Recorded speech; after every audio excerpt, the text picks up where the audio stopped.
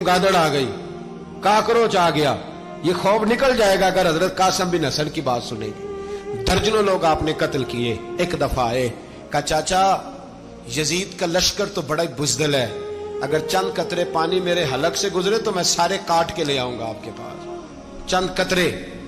लेकिन थोड़ी देर गुजरी, अमर बिन साद कहने लगा अकेले अकेले जाओगे तो अली का पोता है, ये सबको मार देगा, इकट्ठे जाओ। चारों जानब से तीर बरसे, एक तीर लगा आके गर्दन के पीछे, बस जनाबे सैयदना कासिम बिन हसन घोड़े से नीचे गिरे। तो जनाबे ज़ैनब हौसला करके आंसू समेट के कहने लगी मैं देख रही हूं पर्दे के पीछे से हुसैन मेरे भाई का बेटा गिर गया है, जा उसे उठा के ला। हजरत इमाम हुसैन उनको उठा के लाए तो इमाम हुसैन ने सीने से लगाया हुआ था तो उनके पैर, उनका कद लगता था इमाम हुसैन से ज्यादा है। उठा के लाया, लिटा दिया गया। इमाम हुसैन के अपने बड़े बेटे मैदान में निकलने को, अली अकबर नाम है। जब जिन लोगों ने हुजूर को नहीं देखा था वो जब कहते ना हमने नबी पाक का दीदार नहीं किया तो बताओ किस तरह के थे, तो बताया जाता था कि जनाबे अली अकबर का दीदार करो, हम शबीह मुस्तफ़ा। और जब वो गलियों में निकलते थे तो औरतें छतों पे चढ़ जाती थी। जनाबे अली अकबर रदी अल्लाह ताला अन्हु तलवार लेके मैदान में निकले, जवान बेटे देने बड़े मुश्किल। ओ यारो रट्टा क्या है ये तो बताओ, कि जालिम आदमी हुक्मरान है यार, ये रट्टा है, एक जालिम का रास्ता रोकना है, इस रट्टे के लिए हम शबीह मुस्तफा जनाब सैयदना इमाम अली अकबर मैदान में निकले, बड़े लोग मारे, बड़े। फिर एक तीर उनके भी गले में लगा और जब वो गिरे ना जमीन पे तो हजरत इमाम हुसैन दौड़ के आए, दौड़ के, और जब तशरीफ लाए तो उनके गले से तीर खींचा तो एक जुमला लिखा है साहिब तबरी ने, उसने हद कर दी। कहने लगे तीर खींचा तो इमाम हुसैन की आंखों में आंसू आए, कहने लगे काश जनाब इब्राहिम आज मेरे सामने होते तो मैं उन्हें कहता कि आपने तो बेटा ज़िबा करते वक्त आंखों पे पट्टी बांधी थी, देखो मैं खुली आंखों से बच्चे ज़िबा कर रहा, खुली आंखों। काश जनाब इब्राहिम खलील होते तो उन्हें कहता। जनाब अली अकबर भी शहीद हुए। हजरत अली असगर को तो अचानक उठाया था इमाम हुसैन, बाहर निकले तो गर्दन पे तीर लगा तो 6 महीने का बच्चा वो भी शहीद हुआ। खून उछाला आसमान की तरफ तो कहा मौला देख ले, मैंने 6 महीने वाला भी नहीं बचाया, वो भी दे दिया है। फिर हजरत अब्बास को बेटियों ने कहा कि अब ना, कुछ कहते हैं पहले शहीद हुए, कुछ ने लिखा बाद में, कहा अब हमसे पानी के बगैर नहीं रहा जाता। तो जनाब अब्बास पानी का मशकीजा लेके निकले, बाहर निकले, एक हाथ कटा, दूसरे पे मशकीजा वो भी कटा। देख लो मैं पस मंजर पे हूं अभी तक, मैं बता रहा हूं कि जिहाद किसके खिलाफ था, जालिम हुक्मरान के खिलाफ, जालिम काफिर के खिलाफ नहीं, मुशरिक के खिलाफ नहीं। हजरत इमाम हुसैन रदी अल्लाह ताला अन्हु ने हर जगह एक ही बात की कि यजीद शराबी है तो बच्चे कटवा दूंगा, शराबी को वोट। ये एक नहीं, हर किताब में यही लिखा, हर किताब में, हर मसलक की किताब। यजीद चूंकि मुजरे देखता है, रंडियों का नाच देखता है, बच्चे कटवा दूंगा, उसके हाथ में हाथ। इमाम हुसैन ने फरमाया चूंकि अल्लाह की हदों को तोड़ता है, हुकूकुल्लाह पामाल करता है, हुदूदुल्लाह, बच्चे कटवा दूंगा लेकिन उसके हाथ में हाथ। सारा दिन खुद मुजरा देखना और 10 मुहर्रम को 2 देगें पका के हुसैनी बन जाना, सारा साल खुद गंद मंद करना, शराबियों के साथ रहना और 10 मुहर्रम को 2 आंसू बहा के याद रखना। मैं हमेशा कहता हूं, फिर कह रहा हूं, जिसके मोबाइल में गंदे गाने हैं, गंद देखता है, शराबी कबाबी का सपोर्टर है, वोटर है, या मुजरे देखता है, आता जाता है, वो याद रखे कयामत में इमाम हुसैन का हाथ होगा, उसका गिरेबान होगा। हमसे न रकम होंगे कसीदे यजीद के, हम लोग तो हुसैन के सीरत निगार। हजरत अब्बास बाजू कटा, फिर पानी तो भर लिया था, ला ना सके, फिर गर्दन कटी तो शहीद हुए। बच्चों की भी शहादत हुई, पर जब उनका लाशा उठाया तो इमाम हुसैन कहने लगे मौला अब ना हुसैन की कमर कमजोर हो गई है, अब कमजोर हो। और भाई एक मैयत हो जाए तो 4-5 दिन तो पूरी आंखें नहीं खुलती, कैसा जर्री खानदान है। थोड़ी देर गुजरी तो इमाम अली मकाम ने पटका बांधा, सर पे दस्तार बांधी, मौला अली की तलवार पकड़ी, नबी पाक का इमामा बांधा और घोड़े पे सवार हुए तो कहने लगे ज़ैनब घर तेरे हवाले और मैं अल्लाह के हवाले, घर तेरे हवाले और मैं اور پھر امام حسین نکلے، امام علی مقام نکلے۔ راوی کہتے ہیں کہ یہ جلوہ پہلے بھی بڑے سونے تھے، پر آج جو رنگ دیکھا وہ کبھی نہیں دیکھا۔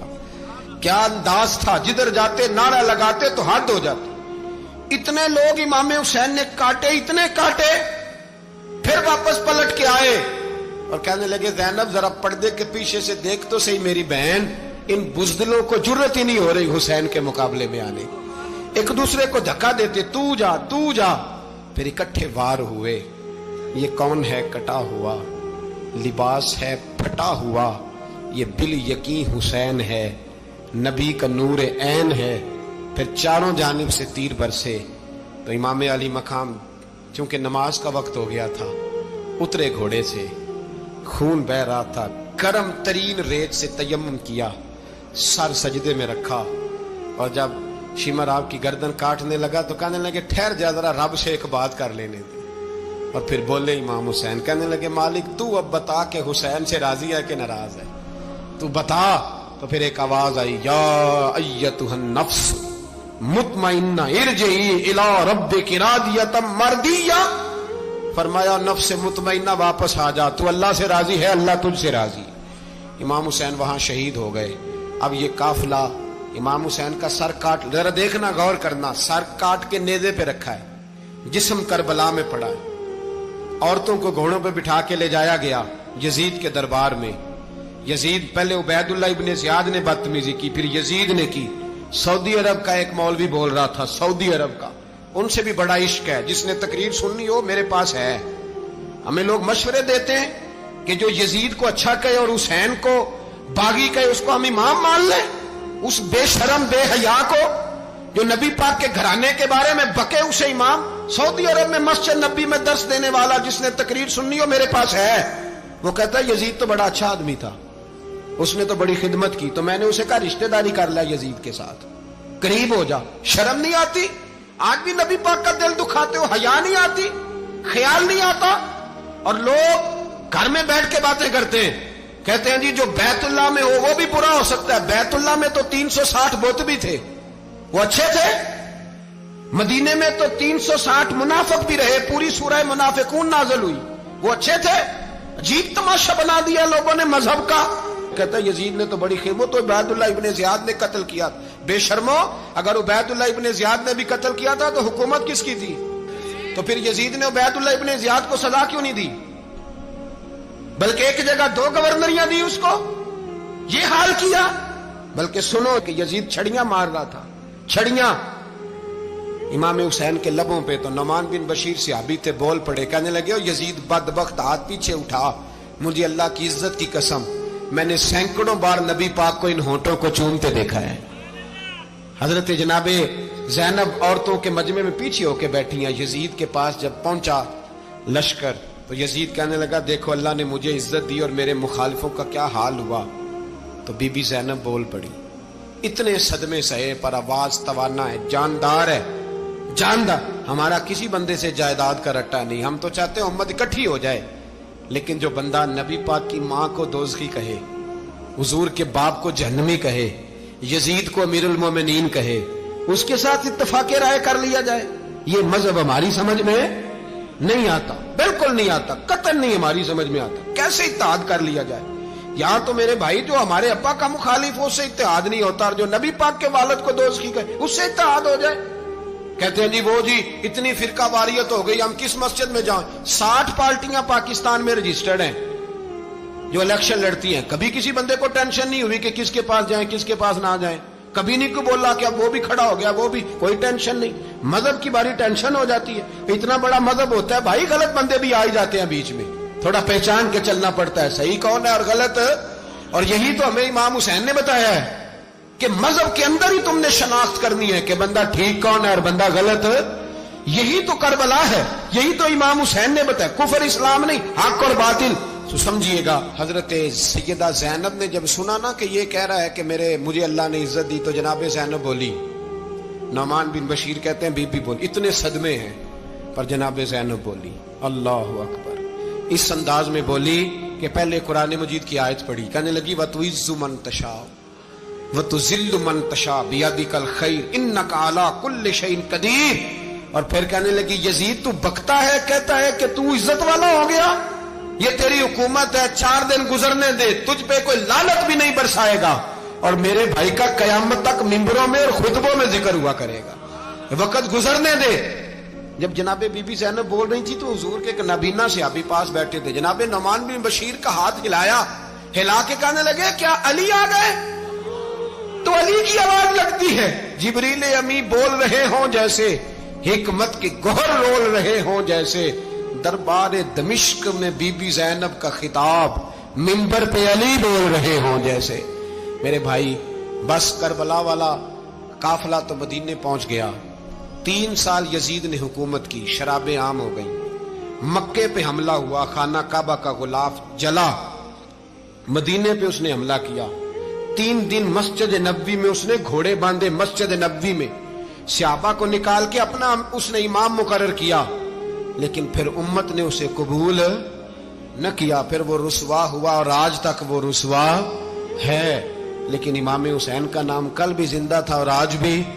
درس یہ ہے، پیغام یہ ہے، پیغام یہ ہے، یاد رکھو موت تیزی سے آ رہی ہے، ہمارے ساتھ والے دائیں بائیں والے سب چلے گئے، اسی طرح نمبر لگے گا، ایک دن اعلان ہوگا، ضمیر کے قیدی بن کے زندگی نہ گزارو، بالکل نہ گزارو، یہ تھوڑی سی زندگی ہے دنیا سجن المومن، حق بات کرو، حق پہ ڈٹنا سیکھو، دین سمجھو، خبردار رسول پاک صلی اللہ علیہ وسلم کے دین میں ظالم، جابر، فاسق، فاجر کی کوئی گنجائش قطعاً نہیں ہے۔ اپنے آپ کو سمیٹو، اپنے آپ کو سنبھالو، دین میں اپنا کردار ادا کرنے کی کوشش کرو۔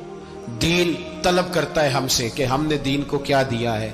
امام حسین نے سارا گھرانہ دین کے لیے دے دیا، ہمارا جو بچہ کسی کام کا نہیں رہتا اسے مدرسے داخل کراتے ہیں۔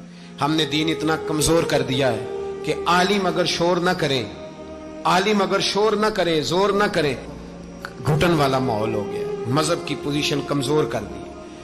اب جہاں تک اس بات کا تعلق ہے جی فرقے ہو گئے، تو میرے بھائی یہ کوئی اتنی خطرناک بات ہے، یہ کوئی اتنا مشکل معاملہ نہیں ہے، یہ تو امام حسین نے بتا دیا تھا کہ یزید کے طور پر ایک غلط فرقہ کھڑا ہو گیا ہے، لہذا اس کا مقابلہ کرنا ہے، اس میں کوئی بری بات ہے؟ لیکن ایک سبق ہے بزرگوں کا کہ اگر سچی بات بھی نہیں کرنی تو پھر اس منبر کا حق ادا نہیں ہوتا۔ جو سچ بولے وہ حسینی ہے، جو ظالم کے سامنے کھڑا ہو جائے وہ حسینی ہے، جو مصلحت کوش ہو، جو کہے ٹائم نہیں، گراؤنڈ ریالٹی نہیں، حالات نہیں، طبیعت نہیں، موقع نہیں، تو ابھی امام حسین کے پیغام کو نہیں سمجھا۔